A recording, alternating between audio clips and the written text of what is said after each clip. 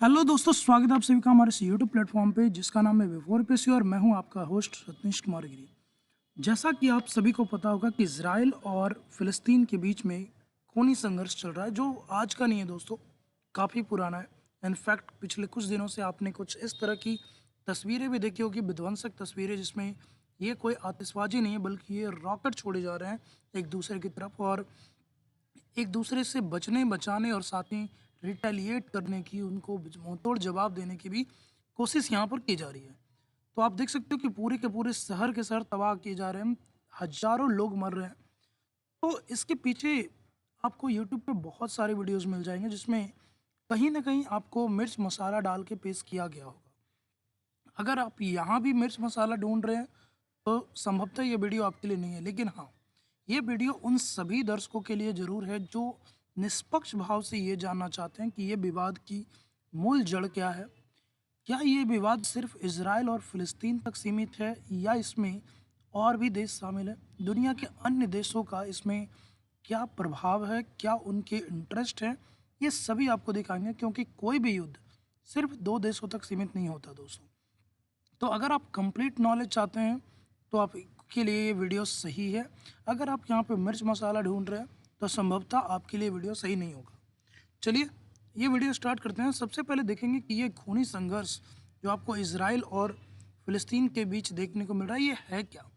तो देखिए, कहानी स्टार्ट होती है आपके द्वितीय विश्व युद्ध के टाइम, जिस समय जब जर्मनी ने बहुत सारे यहूदियों को मौत के घाट उतार दिया, हिटलर ने, क्योंकि उसको यहूदियों से काफ़ी ज़्यादा नफरत थी। और आपको पता होगा कि द्वितीय विश्व युद्ध में जर्मनी जो था वो इंग्लैंड के अगेंस्ट था। तो इन यहूदियों ने हिटलर को हराने में अपनी पूरा समर्पण दिखाया था इंग्लैंड की ओर से। और उसके नतीजा क्या हुआ कि 1946 ईस्वी में आप देखोगे कि ये जो हिस्सा है ये ब्रिटेन के कब्जे में था। आप यहाँ पर देख सकते हो कि ये पूरा ब्रिटिश टेरिटरी के रूप में माना जाता था। और जब ये द्वितीय विश्व युद्ध खत्म हुआ तो अपने वादे के मुताबिक ब्रिटेन ने यहूदियों के लिए पूरी दुनिया में, चूँकि और किसी भी देश में कोई भी यहूदी देश नहीं है जहाँ पर वो सुरक्षित फ़ील कर सकते थे, तो इस ब्रिटेन ने प्रॉमिस किया था द्वितीय विश्व युद्ध के समय कि हम द्वितीय विश्व युद्ध के बाद आपको एक शरण स्थली के रूप में एक जगह देंगे, जहाँ आप सुरक्षित रूप से निवास कर सकते हैं। तो ये जो आपका 1946 का आप मैप देख रहे हो, जिसमें आज का जो आप इज़राइल और फ़िलिस्तीन देखते हो वो ब्रिटेन की टेरिटरी थी, ब्रिटेन का उपनिवेश रहा था। और फाइनली द्वितीय विश्व युद्ध के बाद यहाँ पर आप देखोगे कि ये जो हिस्सा आप देख रहे हो व्हाइट कलर का, यहाँ पर यहूदियों को बसाया गया है। बसाने के कारण क्या हुआ कि यहाँ पर बड़ी संख्या में यहूदी आए। लगभग ऐसा एक अनुमान है कि 4 से 5 लाख तो शुरुआती थे। और धीरे-धीरे यहाँ पर क्या हो गया कि जो ये पूरा क्षेत्र एक तरह से मुस्लिम बहुल्य क्षेत्र था, जिसको जो ब्रिटेन के कंट्रोल में ज़रूर था, बट यहाँ पर वो एक फ़िलिस्तीन के रूप में था। तो आप देखोगे कि ये क्षेत्र जो है, वो कहीं न कहीं यहूदियों का एक अड्डा बन गया।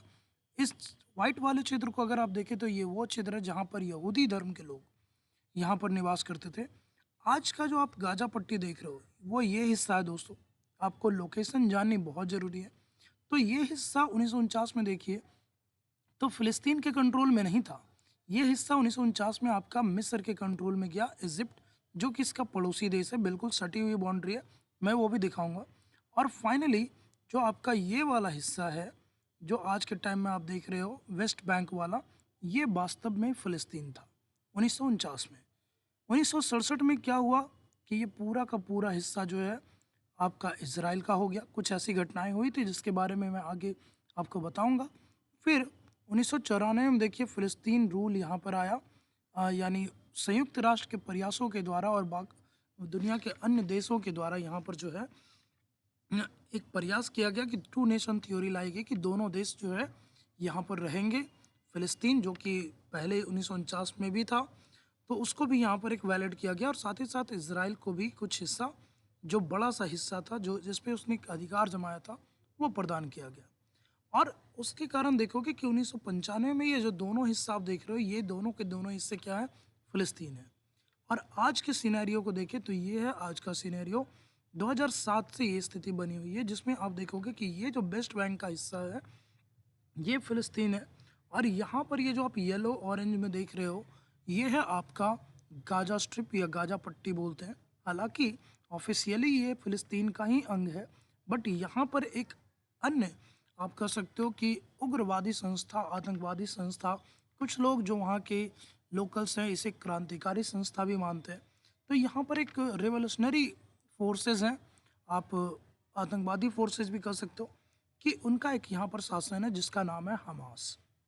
और पिछले 4-5 दिनों में ये जो ब्लंडर, ये जो विध्वंसक आप देख रहे हो, इसी हमास और इस इज़राइल के बीच का है दोस्तों। इसमें अभी तक ये जो फ़िलिस्तीन का हिस्सा है, कहीं न कहीं इन्वॉल्व नहीं हुआ था शुरुआत में। बाद में ये हिस्सा भी काफ़ी ज़्यादा उग्र हो गया और यहाँ से भी आप देखोगे कि रिटेलिएशन देखने को मिलेगा। 4 दिनों पहले एक घटना हुई जिसमें आज तक कभी ऐसा नहीं हुआ था कि इज़राइल के अंदर एक साथ समुद्र से भी प्रवेश किया गया। इसकी जो बाउंड्री, जो सीमा यहाँ पर बांधी गई थी, उसको भी जेसीबी बुलडोज़र के थ्रू कट करके यहाँ पर गाड़ियों के थ्रू हमास के आतंकवादी यहाँ के निकटवर्ती क्षेत्रों में घुसे। और इतनी ब्रुटैलिटी, इतनी मतलब आप कह सकते हो कि कृतज्ञता तो नहीं, मतलब कट्टरता आप देखो कि 900 के कुछ से अधिक लोग यहाँ पर मिसाइल हमले और बाकी में मारे गए। लेकिन यहाँ पर लगभग 200-250 ऐसे आपको बॉडीज़ मिलेंगी इन लोगों के जिनको निर्मम रूप से हत्या की गई है। साथ ही साथ महिलाओं के साथ बलात्कार किया गया है, छोटे बच्चे को घरों में घुस-घुस करके उनको बिल्कुल शूट कर दिया गया है, गर्दन काट दी गई है, जो इन आतंकवादियों का और इन जिहादियों का एक फ़ेमस आप कह सकते हो कि एक रूप बन गया है सर तन से जुदा वाला, कि जिसमें ये लोग सीधे क्या करते हैं, हेड बिहेडेड करने की कोशिश करते हैं। तो ऐसे बॉडीज़ लगातार मिलते जा रहे हैं जिसमें बच्चों के कटे हुए सर, महिलाओं के निर्वस्त्र बॉडीज़, उनके साथ बलात्कार, उनकी मतलब बुरी स्थिति देखने को मिली है। और इसके कारण देखोगे कि ये पूरी की पूरी स्थिति आज के टाइम में बन गई है। इस पे क्या बदला लिया जाएगा, इस पे हम लोग बात करेंगे। और साथ ही साथ देखिए यहाँ पर मैं आपको दिखाना चाहूँगा कि ये कंट्री का बॉर्डर है आपका ब्लू ग्रीन में, आप यहाँ देख सकते हो। 1949 से 67 तक आप देखोगे कि इज़राइल की जो बाउंड्री है वो ये वाली है, ठीक है? ये ग्रीन वाली, जिसमें आप देख सकते हो कि साफ-साफ ये वेस्ट बैंक का हिस्सा, या फिर यहाँ पर आप देख सकते हो कि ये जो गोलन हाइट का हिस्सा है, ये आपका इज़राइल के कंट्रोल में नहीं था।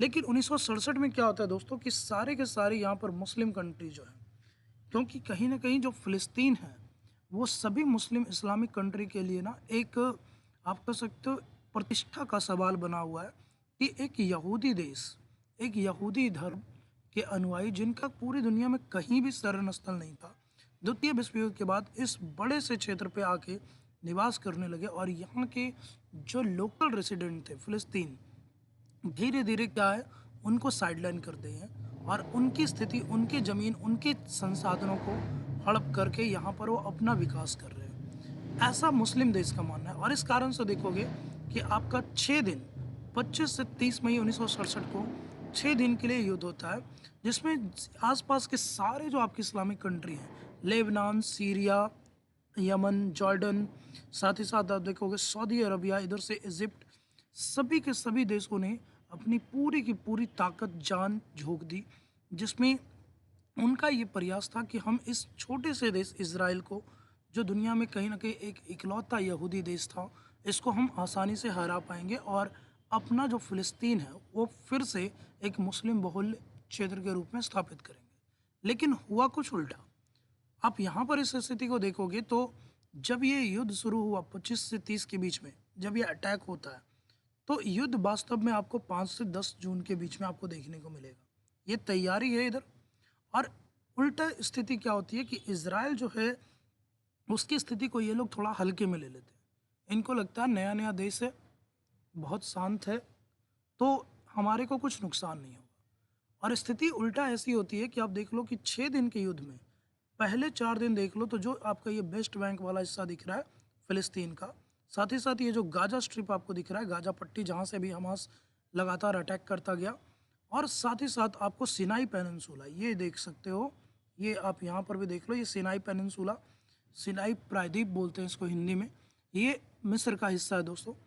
तो पहले 4 दिनों में इज़राइल इस छोटे से, ये जो ब्लू वाला डार्क ब्लू दिख रहा है, ये उस समय का इज़राइल था।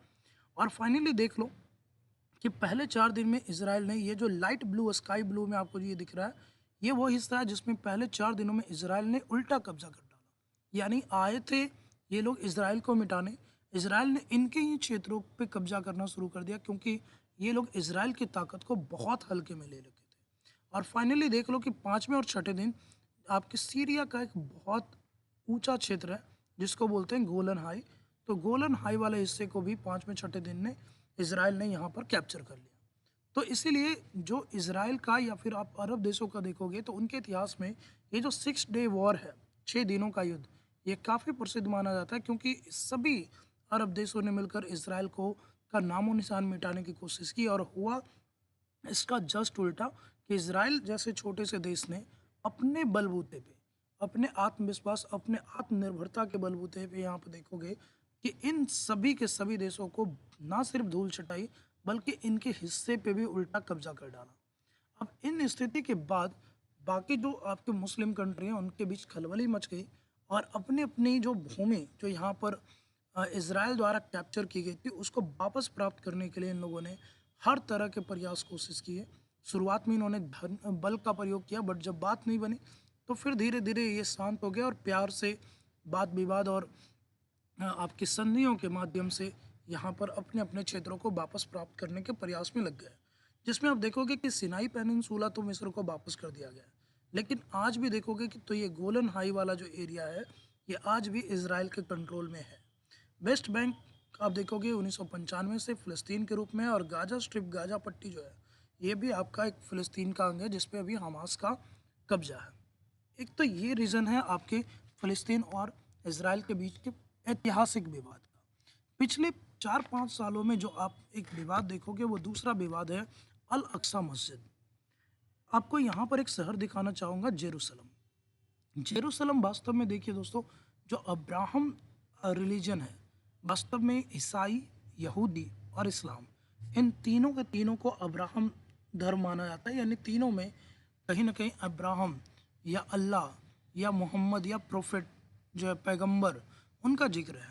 तो ये तीनों के तीनों आपस में थोड़े बहुत कनेक्टेड हैं और ये जेरूसलम जो है वो तीनों के तीनों धर्मों में काफ़ी इम्पोर्टेंट माना जाता है कि यहाँ पर एक तो ईसा मसीह का जन्म, साथ ही साथ यहूदियों का जो प्रसिद्ध पवित्र स्थान है और तीसरा यहाँ पर ये है आपका अल अक्सा मस्जिद। जो ऐसा माना जाता है कि इस्लाम में मक्का मदीना के बाद अगर तीसरा कोई सबसे पवित्र स्थान है तो वो है आपका ये अल अक्सा मस्जिद। तो यहाँ पर जब जो जेरूसलम का एरिया है पिछले कुछ सालों पहले तक आपका फ़िलिस्तीन के कंट्रोल में था। लेकिन धीरे-धीरे देखोगे कि जैसे ही यहाँ पर इज़राइल जो है लगातार अपनी ताकतों को बढ़ा रहा था और उसने फाइनली 2 साल पहले जो जेरूसलम का कुछ हिस्सा है उसको उसने अपने कंट्रोल में ले लिया और ये जो अल अक्सा मस्जिद है, जो यहाँ पर देख सकते हो, इसको भी उसने अपने कंट्रोल में ले लिया और फाइनली यहाँ पर यहूदियों को भी प्रवेश की इजाज़त दे दी। जिसके कारण क्या हुआ कि कथित तौर पे ऐसा यह आरोप लगाते हैं कि दोनों धर्म के अनुयायी एक दूसरे के ऊपर पत्थरबाजी और एक दूसरे के ऊपर कटाक्ष करते हैं जिससे आए दिन झड़प होती है। इस्लाम के नज़रिए से या जो इस्लामिक कंट्री है उनके नज़रिए से अल अक्सा मस्जिद का काफ़ी महत्व है जिसके कारण वो इस मुद्दे को डाइजेस्ट नहीं कर पा रहे हैं और इस मुद्दे पे वो काफ़ी ज़्यादा एक पॉजिटिव रुख अख्तियार कर रखे हैं कि कोई भी कंट्री हमारे अल अक्सा मस्जिद को अपने धर्म के हिसाब से नहीं रेगुलेट कर सकती। अब आज ही हमारे एक मित्र थे जिन्होंने ये बोला कि इज़राइल को सभी देश प्यार करते हैं, जबकि ऐसा नहीं है दोस्तों। आपको मैं दिखाना चाहूँगा कि पूरी दुनिया में ये 2022 का डाटा है कि आप देखिए पूरी दुनिया में कितने ऐसे कंट्री हैं जो दूसरे देशों को डिसलाइक करते हैं। आप इधर देख सकते हो कनाडा, अमेरिका, ब्राज़ील ये सब चीन को हेट करते हैं। इनफैक्ट भारत में भी देखोगे तो चीन का काफ़ी ज़्यादा हम लोग हेट करते हैं। लेकिन आप यहाँ पर बीच वाले हिस्से पे आ जाओ तो ख़ास तौर पे जो मुस्लिम बहुल कंट्री हैं, पाकिस्तान को छोड़ के, क्योंकि ऑब्वियसली वो भारत को बहुत ज़्यादा हेट करता है। इनफैक्ट अब नहीं, क्योंकि अगर आप पाकिस्तानी नागरिकों के नज़रिए से देखें तो उनको शायद जो अंधविश्वासी हैं, जो उनको रियलिटी नहीं पता, वो भारत से हेट करते हैं। बट हाँ, जिनको ट्रुथ पता है वो भारत से वो हेट नहीं करते, वो फिर डेवलपमेंट के रूप में देखते हैं वो। तो फिलहाल इसराइल की बात हो रही तो आप देखिए यहाँ पर जो मिस्र, जितने पूरे आपके अरब कंट्री हैं, ईरान, इराक, इधर सीरिया, ये फिर आपका मोरक्को, अरब कंट्री, साथ ही साथ अफ्रीकी कंट्री, कुछ आपके दक्षिण अमेरिकाई कंट्री भी देख लो, अर्जेंटीना हो गया, वेनेजुएला हो गया, ये सभी के सभी आपको देखने को ऐसा मिलेगा। इनफैक्ट यहाँ पर भी आप देखो तो जो मलेशिया, इंडोनेशिया, ये जो मतलब मुस्लिम बहुल कंट्री जो भी हैं, वो इस फ़िलिस्तीन विवाद के कारण, फ़िलिस्तीन पे आपका इजरायली कब्जे के कारण आप देख लो कि उससे बहुत ज़्यादा हेट करते हैं और उसको मिटाने के लिए खुद मर मिटने को तैयार है। किसी भी हद तक वो सपोर्ट के लिए जाने को रेडी हैं। और ये एक दूसरा बड़ा रीज़न है कि पहला तो आपका ब्रिटेन के द्वारा जो किया गया, यहूदियों को यहाँ पर एक शरणार्थी शरणस्थल के रूप में दिया गया और इन यहूदियों के द्वारा अपने क्षेत्रों का विस्तार किया गया। दूसरा ये अल अक्सा मस्जिद। तीसरा जो आपका है कि मुस्लिम कंट्री और यहूदी ये मतलब बहुत पुराने एक दूसरे के प्रतिद्वंदी रहे हैं, तो हमेशा इन दोनों में जो है एक दूसरे के प्रति वो कुंठित भावनाएं बनी रहती हैं, जिसके कारण भी ये दिक्कत हो रही है। और सबसे बड़ा एक मतलब अरब कंट्रीज़ को ये लगता है कि पूरा का पूरा यहाँ पर मुस्लिम बहुल क्षेत्र है। आप इस मैप को अगर देखो तो पूरा का पूरा ये मुस्लिम बहुल क्षेत्र है। और यहाँ पर इस बीच में जहाँ पर मैं आपको ये लेज़र लाइट दिखा रहा हूँ, यहाँ पर एक बिल्कुल छोटा सा देश आपको दिखेगा जो है इज़राइल। तो इन कहीं न कहीं इन देशों को, इन मुस्लिम कंट्रीज़ को ये डाइजेस्ट नहीं हो पा रहा कि एक छोटा सा यहूदी देश अपने बलबूते पे हम सभी इस्लामिक कंट्रीज़ को कैसे चैलेंज कर पा रहा है और हम उसको चाह कर भी क्यों कंट्रोल नहीं कर पा रहे हैं, क्यों फ़िलिस्तीन को आज़ाद नहीं करवा पा रहे हैं। अब देखिए, कोई भी देश जब किसी को अस्तित्व को रिकॉग्नाइज करता है तो उसका बहुत महत्व है। यानी अंतर्राष्ट्रीय स्तर पे अगर आप किसी की सरकार, किसी के क्षेत्र को मान्यता देते हैं तो ये काफ़ी बड़ी चीज़ होती है। जैसे अफ़गानिस्तान में भी देख लो तो बहुत सारे कंट्री हैं जिन्होंने अफ़गानिस्तान की तालिबान सरकार को अभी मान्यता नहीं दिया है, जिसमें भारत भी है। भारत अभी अफ़गानिस्तान की जो तालिबान सरकार है उसको मान्यता नहीं देती। जबकि चीन वो पहला देश बना जिसने इस तालिबान सरकार को ना सिर्फ मान्यता दी बल्कि उसने अपने राजदूत भी भेज दिए।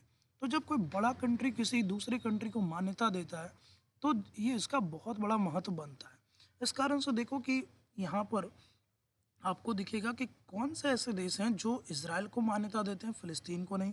कौन से ऐसे देश हैं जो दोनों को मान्यता देते हैं, यानी जिनका ये मानना है कि उस क्षेत्र पे दोनों का हक है। और जो मैंने आपको शुरुआत में एक इमेज दिखाई थी, ये वेस्ट बैंक वाला, कि यहाँ पर ये वेस्ट बैंक और गाज़ा जो है ये फ़िलिस्तीन का पार्ट है और ये आपका इज़राइल का पार्ट रहेगा। जो हमने ये शुरुआत, ये टू नेशन थ्योरी है। कुछ देश ऐसे भी हैं जो मानते हैं कि दोनों के दोनों हैं और दोनों को मान्यता देते हैं, और कुछ ऐसे देश हैं जिसमें ज़्यादातर मुस्लिम देश हैं, आप देख सकते हो कि वो सिर्फ और सिर्फ फ़िलिस्तीन को मानते हैं, इज़राइल को नहीं मानते। तो जो ब्लू वाले आपको दिख रहे हैं ये ऐसे देश हैं जो सिर्फ इज़राइल को मानते हैं, फ़िलिस्तीन को नहीं मानते। जो आपको यहाँ पर्पल कलर में दिख रहे हैं जिनकी संख्या शायद सबसे ज़्यादा है, 115 देश जो दोनों को मानते हैं कि इस देश में दोनों का हिस्सा है और दोनों को यहाँ पर मिल करके अपने अपने क्षेत्रों को शासन करना चाहिए। और ये जो यहाँ पर आपको ब्राउन कलर में जो दिख रहा है, ये आपको वैसे देश हैं जो सिर्फ फ़िलिस्तीन को मानते हैं, जो इज़राइल को नहीं मानते। तो ये चीज़ भी मानिएगा कि मान्यताएं बहुत इंपॉर्टेंट है। और चूंकि इज़राइल के साथ आप देखो कि बड़े बड़े देश हैं, इसमें कनाडा, यूएसए, ऑस्ट्रेलिया, साथ ही साथ बहुत बड़े ऐसे देश हैं जो दोनों को मानते हैं, इसलिए इज़राइल के लिए एक प्लस पॉइंट होता है। अच्छा, अब कुछ देश जो हैं ये मान रहे हैं कि इज़राइल हमेशा अटैक करता है, इज़राइल हमेशा बदला लेता है। तो आपको मैं एक पुराना डाटा दिखाना चाहूँगा। कल ही कुछ हमारे एक मित्र हैं जिनके कुछ फ़िलिस्तीनी दोस्त हैं जो ये आरोप लगा रहे थे कि इज़राइल हम पे अटैक करता है, इज़राइल हमें नुकसान पहुँचाता है। आपको एक डाटा दिखाना चाहूँगा कि 2021 में देखिए कि जो आपके हमास के जो आतंकवादी हैं, उन्होंने 4500 रॉकेट फायर किए आपके इज़राइल पे गाज़ा से। 31 रॉकेट उन्होंने फायर किया आपके लेबनान से और 2 रॉकेट उन्होंने फायर किया आपके सीरिया से। वो अलग बात है कि इज़राइल ने अपने पास एक मजबूत सुरक्षा कवच बना रखा है दोस्तों, जिसको बोलते हैं आयरन डोम। तो आयरन डोम ने इसमें से 90% हमलों को क्या किया, आपका फेल कर दिया। तो इस तरह से देखिए, साथ ही साथ आप देखिए घुसपैठ की भी कोशिश हुई है, ड्रग्स यहाँ पर भेजा गया, गन सप्लाई हुआ है, फिर आपके पत्थर फेंके गए हैं गाड़ियों पे, फिर इलीगल वेपन्स फेंके गए। इस तरह के बहुत सारे आप देखोगे कि पूरा का पूरा ये भरा पड़ा है।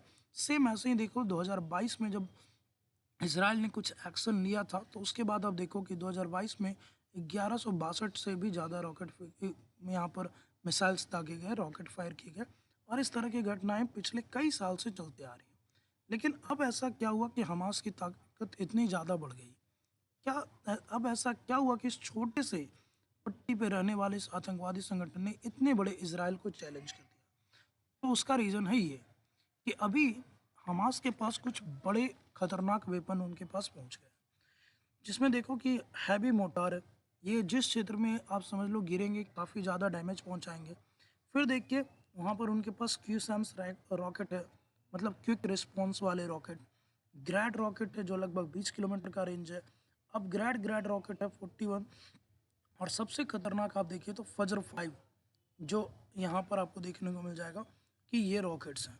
और इनके कारण देखिए कि यहाँ पर ये जब अटैक कर रहे हैं तो बहुत ज़्यादा नुकसान पहुँच रहा है। और जो यहाँ पर आबादी वाले क्षेत्र अगर आप देखें तो इज़राइल के किस क्षेत्र में कितनी आबादी है, और यहाँ पर आपको ये जो अलग-अलग कलर दिखा रहे हैं ये दिखाना चाह रहे हैं कि किस रॉकेट के जद में कितने लोग आ सकते हैं।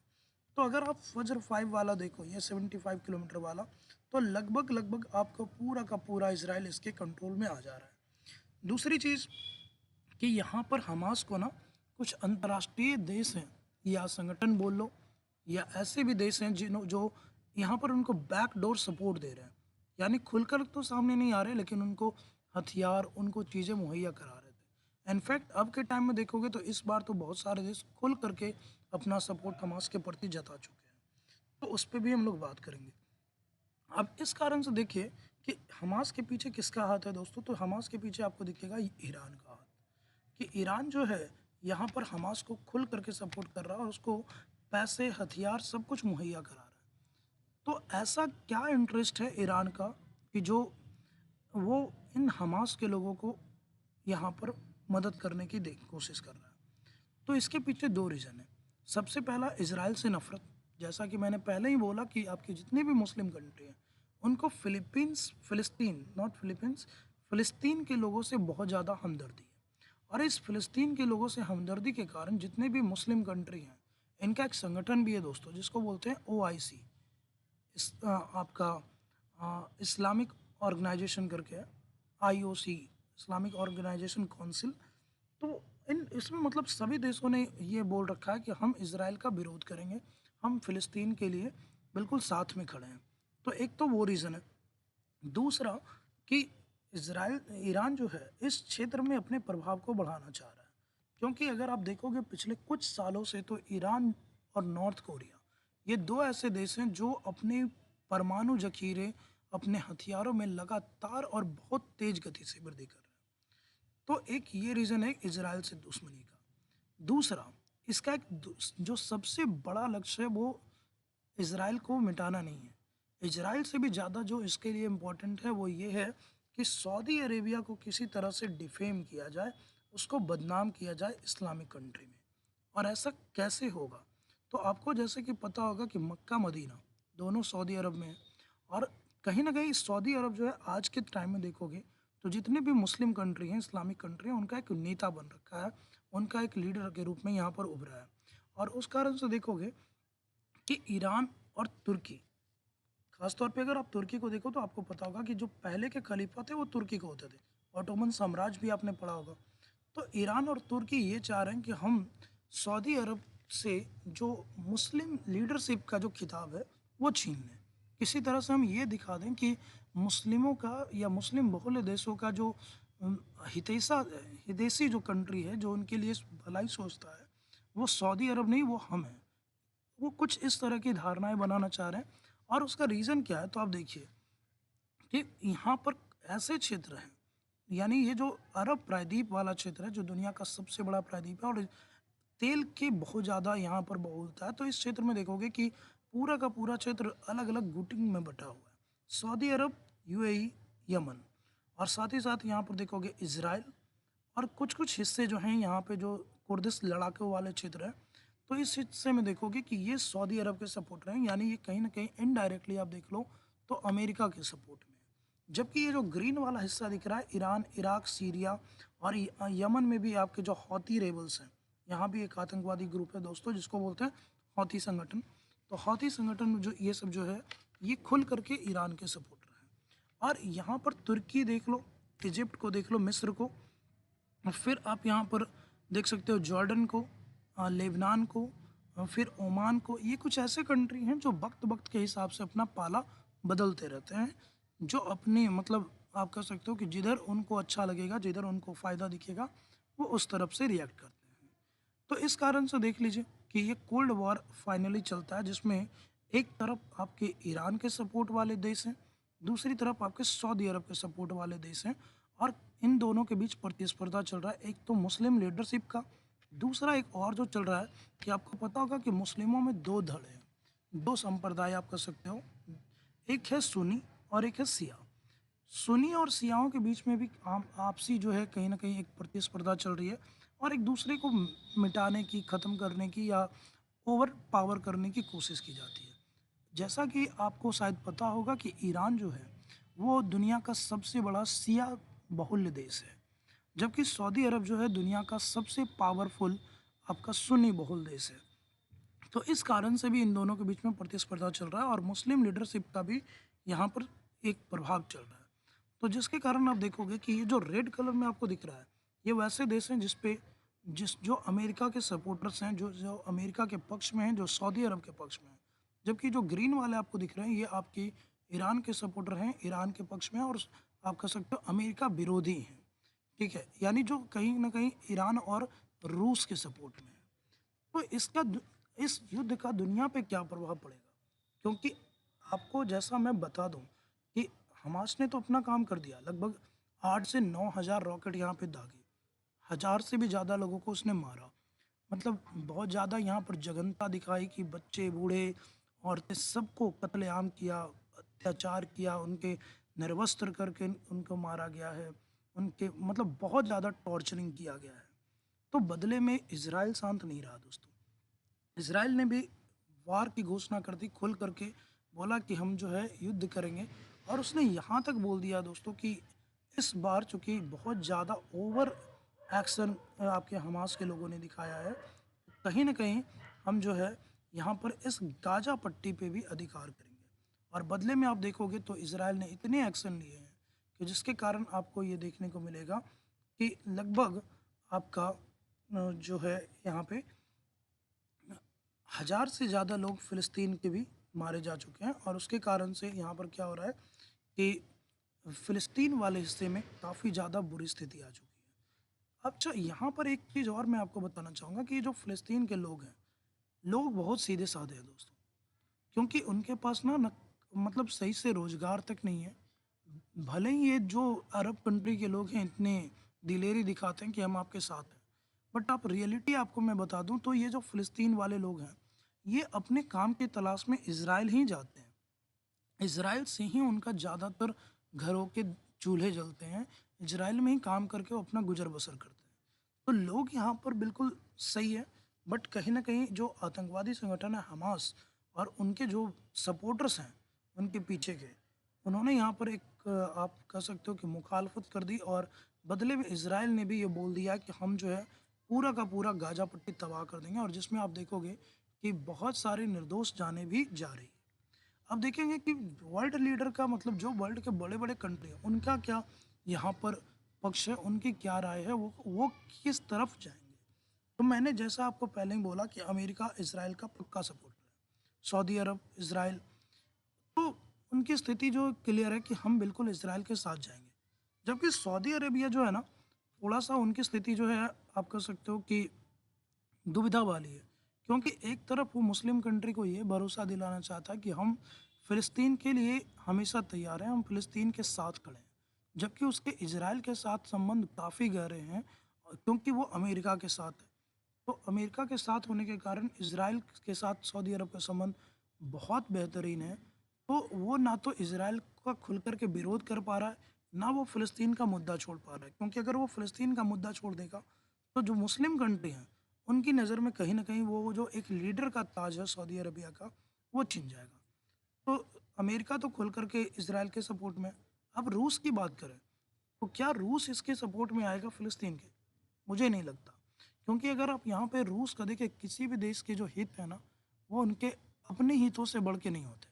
आप दूसरे की मदद करते हो, लेकिन खुद की चीज़ों को तबाह करके नहीं। तो क्यों ऐसा मैं बोल रहा हूँ, क्योंकि एक डाटा मैं आपको दिखाना चाहूँगा कि यहाँ पर देखिए रूस का एक्सपोर्ट इंपोर्ट की मैं बात कर रहा हूँ। जो आपको ऑरेंज कलर में दिख रहा है ये है ऐसा जो रूस से आ रहा है और रूस को जा रहा है, और जो आपके यहाँ पर पर्पल ब्लूइश में जो दिख रहा है वो रूस से आ रहा है, यानी ये लोग रूस से खरीदते हैं। तो तुर्की देखिए 22 बिलियन डॉलर का व्यापार करता है रूस के साथ। इजराइल के साथ भी देखो तो इनके व्यापार हैं, हथियारों का पूरा जखीरा ये लोग बेचते हैं। यहाँ से रूस जो है वो गैस, तेल सब प्राप्त करता है। यहाँ पर उसके नेवल बेस हैं। यहाँ पर वो जो आप देखो तो बड़े बड़े न्यूक्लियर पावर प्लांट या तो बना रहा है या बनाएगा। तो इस पूरे खित्ते से, पूरे क्षेत्र से आप देखोगे तो रूस को ना बहुत ज़्यादा फ़ायदा है, क्योंकि वो व्यापारिक तौर पे यहाँ पर बहुत ज़्यादा एक्टिव है। आप देख लो तो हर देश में उसके कुछ ना कुछ आपको शेयरिंग्स देखने को मिल जाएंगे। इस कारण से वो अपने व्यापार को ख़त्म नहीं करना चाहेगा। अगर वो मान लीजिए फ़िलिस्तीन के सपोर्ट में, ईरान के सपोर्ट में आता है, तो देखिए सऊदी अरब से भी उसका व्यापार होता है, यमन से भी व्यापार होता है, फिर वो छिन जाएगा। तुर्की भी खुल करके ईरान के सपोर्ट में नहीं आ रहा, क्योंकि उसको भी ये कहीं ना कहीं ये परेशानी है कि वो अमेरिका का डायरेक्ट विरोध नहीं कर सकता। तो ये एक प्रॉब्लम हो गई। अब बात करें चाइना की, तो चाइना इसमें ना कहीं एक ट्रिकी गेम खेल रहा है। आप देखोगे कि जो एशियन इन्वेस्टमेंट बैंक है, आपका एशियन इंफ्रास्ट्रक्चर इन्वेस्टमेंट बैंक, उसने क्या किया कि इस पूरे के पूरे क्षेत्र को आप देख लो, इजिप्ट को, इसराइल को, जॉर्डन को, सऊदी अरब को, यूएई, कतर, ओमान, ईरान, जो भी यहाँ पर डेवलप या डेवलपिंग कंट्री हैं, उसको इसका मेंबर बना दिया। और देख सकते हो इस तस्वीर में कि जो दो सबसे विरोधी थे, सऊदी अरब और ईरान, उसको उसने एक कर दिया है।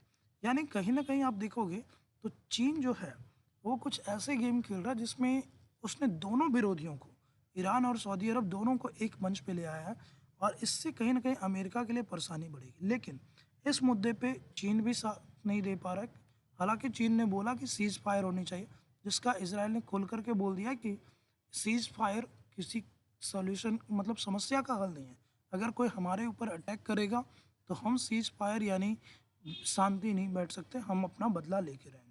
तो यहाँ पर रूस और चीन कहीं ना कहीं मन से भले ही फ़िलिस्तीन के साथ हों, इज़राइल के विरोधी हों, लेकिन खुल करके वो यहाँ पर नहीं आ सकते, क्योंकि आप देख लो तो चीन जो है ना, ये इस पूरे क्षेत्र से अपना फ़ायदा ही फ़ायदा उठा रहा है। यहाँ पर देख लो बीआरआई जो है आपकी बेल्ट एंड रोड इनिशिएटिव, और साथ ही साथ आपका जो आपके पोर्ट वाले हैं तो स्टिंग ऑफ पर्ल्स, तो उसने ये पूरा काम कर रखा है और इस क्षेत्र से वो काफ़ी व्यापार कर रहा है। इसमें इज़राइल भी शामिल है दोस्तों, और साथ ही साथ सऊदी अरब और ईरान भी शामिल है। तो वो इस क्षेत्र में अपना, मतलब इस युद्ध में अपने आप को झोंक करके अपना नुकसान नहीं करना चाहेगा। अब बात करें इंडिया की, तो आपको मैं एक इंटरेस्टिंग चीज़ बताऊं। बहुत सारे लोगों को ऐसा लगता है कि भारत और इज़राइल के रिश्ते शुरुआत से ऐसे नहीं। इनफैक्ट मैं आपको बता दूं कि पिछले 15-20 सालों से पहले इज़राइल के साथ हमारे रिश्ते बहुत ख़राब थे। खुल करके हम इज़राइल के साथ कभी नहीं आए, क्योंकि कांग्रेस के शासन में ना हम लोगों ने कहीं न कहीं फ़िलिस्तीन का एक मतलब उसके लिए हम लोग का एक भावनात्मक लगाव रहा है। आज भी है दोस्तों, आज भी भारत बोलता है कि टू नेशन थ्योरी है, हम दोनों देशों को मानेंगे।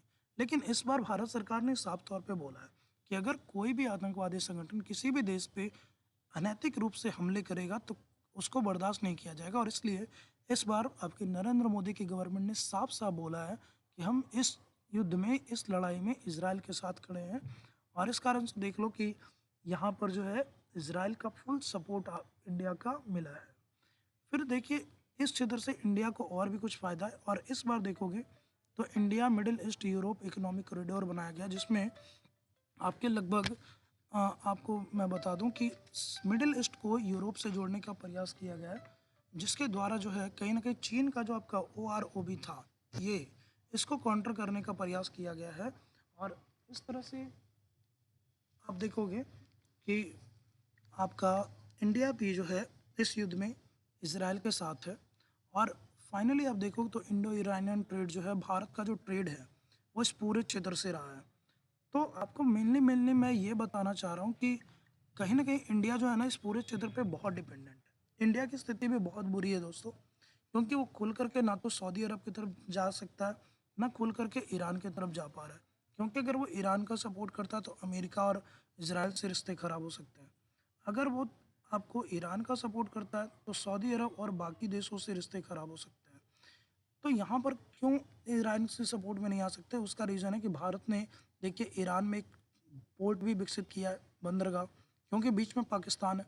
तो हमको इसको काटते हुए इस पूरे क्षेत्र से अपना व्यापार करना है और उसका इकलौता रास्ता ये है दोस्तों, ईरान। तो हमारे लिए ईरान भी ज़रूरी है क्योंकि हमने यहाँ पर बंदरगाह बनाया, साथ ही साथ अफ़गानिस्तान से व्यापार करने के लिए, तुर्कमेनिस्तान से व्यापार करने के लिए हमने एक यहाँ पर देखिए ये जो ज़िरांग चाबार जो रोड है ना, ये भी हमने बनाया है ताकि हम जो है इस पूरे क्षेत्र से व्यापार कर सकें, रूस के साथ व्यापार कर सकें। और इसीलिए देखोगे कि भारत जो है अशकाबाद समझौता, जो इस क्षेत्र का सबसे बड़ा समझौता है आपके व्यापार का, उसका भी भागीदार बना है। तो हम ईरान के साथ बहुत क्लोज़ हैं व्यापार में, तो हम उसको भी नहीं छोड़ सकते। और तेल पे और बाकी चीज़ों के लिए हम जो है सऊदी अरब और बाकी कंट्री देख लो, यूएई, सऊदी अरब, कतर, कुवैत, ओमान, बहरीन, इस पे डिपेंडेंट है। तो हम इन्हें भी नहीं छोड़ सकते। साथ ही साथ हम अमेरिका से भी हम अपने रिश्ते ख़राब नहीं करना चाहते। लेकिन पिछले कुछ समय में देखोगे कि हमारा भारत और इज़राइल का जो डायरेक्ट संबंध है, वो काफ़ी बड़ा है। जिसके कारण देखोगे कि ना सिर्फ़ व्यापार, समुद्री पानी से आपकी समुद्री जल से जो आपकी शुद्ध पेयजल बनाने का जो तकनीक है, वो इज़राइल के पास है और हम वो लेना चाह रहे हैं ताकि हम गुजरात के पक्ष में इस तकनीक का प्रयोग करके हम उस दलदली क्षेत्र को बढ़िया बना सकें।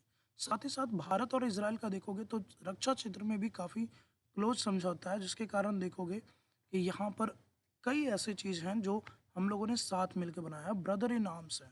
जिसमें आप देखोगे कि एयर डिफेंस मिसाइल है बराक 1, फिर आपका एमआर सैम है, मिडिल रेंज आपका जो सैम है, स्पाइडर है, फिर देखिए स्पाइस बॉम्ब काफ़ी फेमस है ये, फाल्कन आवाज़ का रॉकेट जो किसी भी मौसम में बहुत दूर से काम करता है दोस्तों, हेरॉन आपका ड्रोन है, ये भी काफ़ी इंपॉर्टेंट है, फिर आपका गलील स्नाइपर राइफल है, स्पाइक मिसाइल्स हैं, एरोस्टेट रडार है, आपका IWL टेवर ये एक बंदूक है।